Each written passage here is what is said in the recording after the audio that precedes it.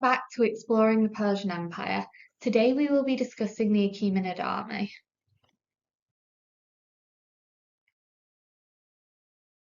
The 10,000 Immortals, consisting primarily of Persians, Medes, and some Elamites, was an elite army of 10,000 soldiers established by Cyrus the Great and initially commanded by female commander Pantia Artanchodnod, 550 BC to 530 BCE, to act as the king's bodyguard. The elite army operated throughout the Achaemenid dynasty with success across 3 different continents, notably at the Battle of Thermopylae in 480 BCE, led by Xerxes I against Spartan king Leonidas's army of 300. However, the 10,000 ultimately fell short at the Battle of Gaugamela in 331 BCE under the rule of Darius III to Alexander the Great.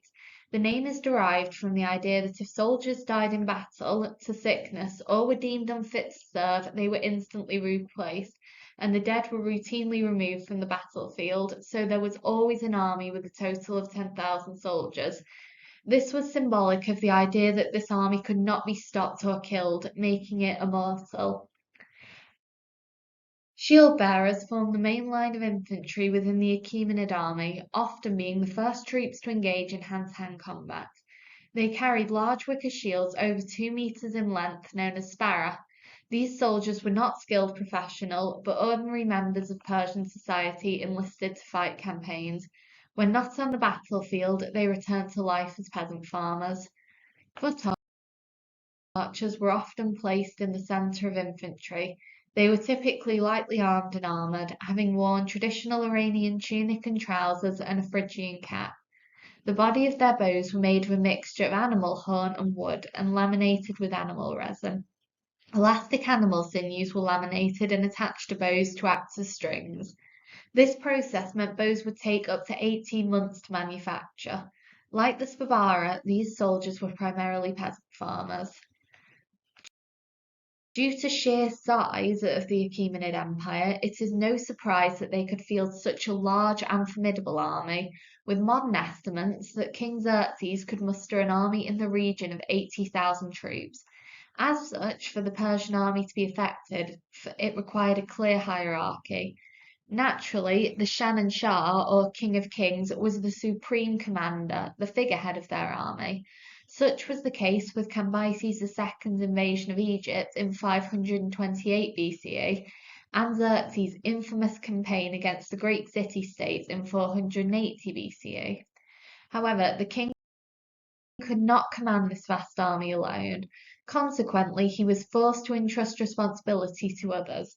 The historian Barkworth states the running of the army, like the empire, relied on the king's ability to delegate.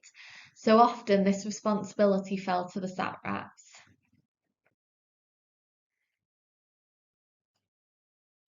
Satraps were provincial governors, responsible for administrative duties in the different regions and also acted as military commanders.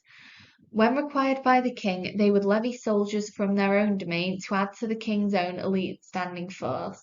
This system of levying troops was called the Kara system, and historian Chrissanthos states that this was the backbone of the Achaemenid army.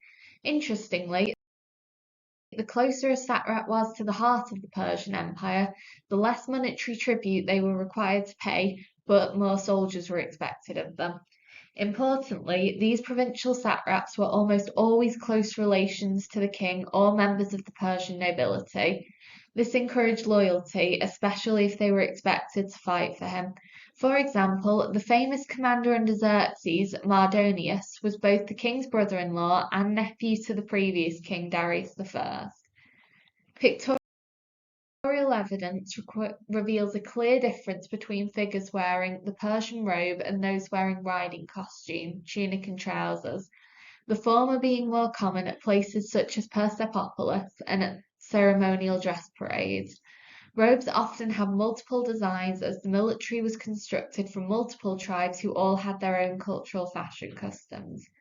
Persian infantry, especially the elite units, wore armour made from scales or linen. Scale armour was made by attaching small bronze or iron plates to leather or cloth, giving flexibility and protection. Scale armour tended to have scale material overlapping and pointing downwards, giving better protection against glancing blows or slashes. Linen armour, while less sturdy, was much lighter and allowed for better movement, suiting the need for agility and the warmer climate. Head protection varied greatly. We are told by Herodotus that the headwear of the cavalry was hammered bronze or iron helmets. However, high-ranking individuals often wore intricately detailed helmets or rounded caps with nose guards adorned with detailed bronze sculptures. Standard infantry headwear would have been simpler, perhaps just turbans to protect from the sun. Clearly, the Achaemenid army had a division between its cavalry and infantry. This was led by the separation of their tools. A core weapon was the spear. These were generally 2 meters long and had leaf-shaped spearheads. Another was the bow. Composite bows could shoot further, hitting targets at a distance. In battle, archers either mounted horses, performing maneuvers like the Parthian shot, allowing them to shoot behind them while moving forwards, or were stationed at the back or sides. Axes are poorly referenced within textual sources. However, they appear within some seal stone and Attic vases. Swords and daggers are well attested. For example, Achaemenid, a short weapon associated with cavalry members. The Achaemenid seems to be honoured and was often given as a royal gift. Generally, this is seen as ceremonial, however, it was used sometimes. The Achaemenid army was made up of many diverse groups from around the empire, all of whom brought their own fighting styles. However, there were a few iconic techniques that we believe were used across the Persian army. The most well-known of these is likely the Sababara, a wall of shields behind which archers would fire arrows into enemy ranks. They would often use mass archery, firing volleys of thousands of arrows. However, while there is evidence that this formation was used, and to great effect, the frequency of its use and the reliance on it has been overstated in the past. One reason for this may be that we are limited to Greek sources such as Herodotus. While these can be useful, they are not always accurate. Although it is true that there is evidence of Persian soldiers carrying bows in literary and pictorial evidence, there is also a great deal to suggest they would have used spears as well. It does not seem that the Persian army avoided close combat as is sometimes suggested. Instead, evidence suggests the opposite. In many reliefs, such as the one seen at Persepolis, we can observe Persian soldiers carrying spears as their primary weapon, often alongside shields, demonstrating their importance and the frequency of their use. Another technique we have evidence of the Persian army potentially using is faking a retreat.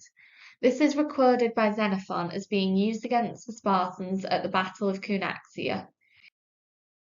He speculates that their retreat was a deliberate attempt to trick them into exposing their flank, although we cannot say for certain.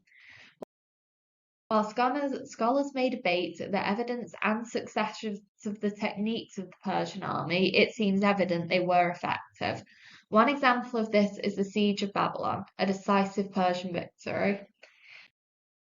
The Siege of Babylon took place in October 539 BCE.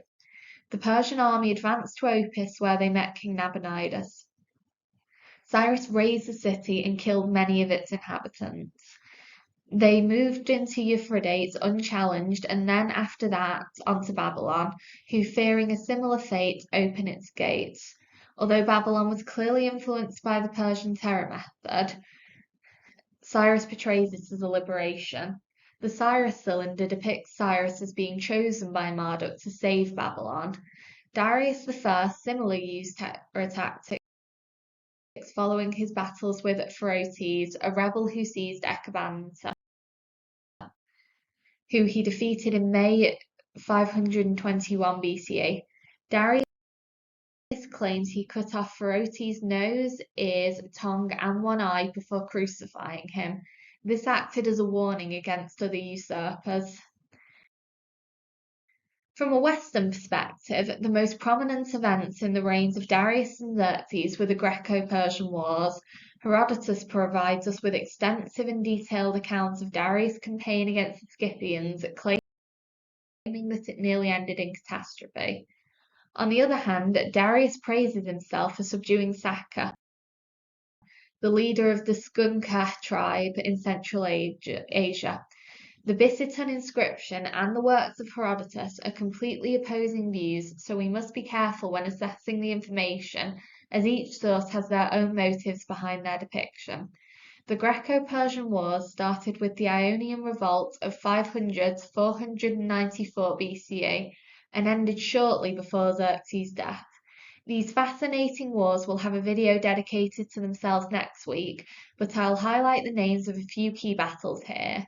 In 490 BCE, there were the infamous battles of Marathon and Thermopylae, and in 497 BCE, the opponents met at the Palatia and Mysail, where Mardonius lost his life and Macedonia had to be given up.